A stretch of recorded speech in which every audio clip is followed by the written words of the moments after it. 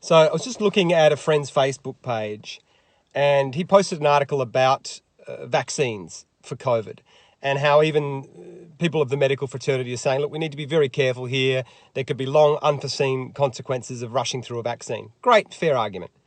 But the amount of comments on that page pointed to the fact that this pattern has emerged, and it's been particularly amplified in this moment, where we take complexity and we trade it in for an artificial simplicity.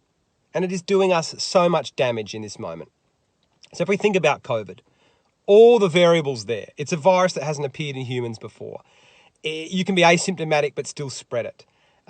Certain areas that have high pollution might impact the virus. There's the mask versus no mask debate. There's hydroxychloroquine and all the discussion around that, who it affects at certain age levels, plus some variables I'm not even mentioning here. But we take all that complexity and we want to distill it down to definitely lockdown, or definitely herd immunity, or it's definitely a conspiracy theory.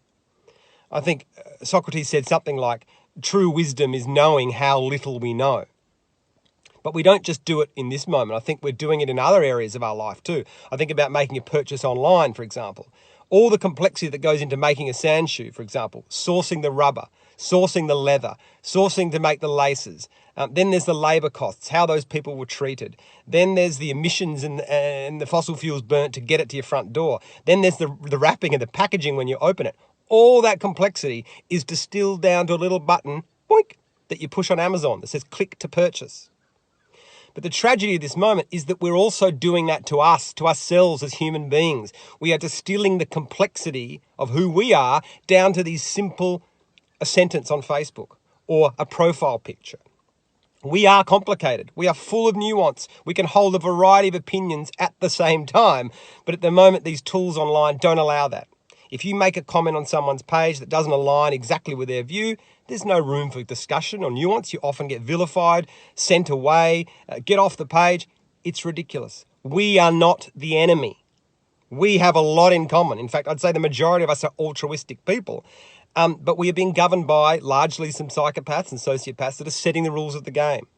And they love that we are squabbling and arguing amongst ourselves. It suits them perfectly. I just finished reading this great book called Sand Art, How Indigenous Thinking Can Change the World. And at the end, it summarises really what Australian Aboriginal culture sort of, their beliefs are in 4 words.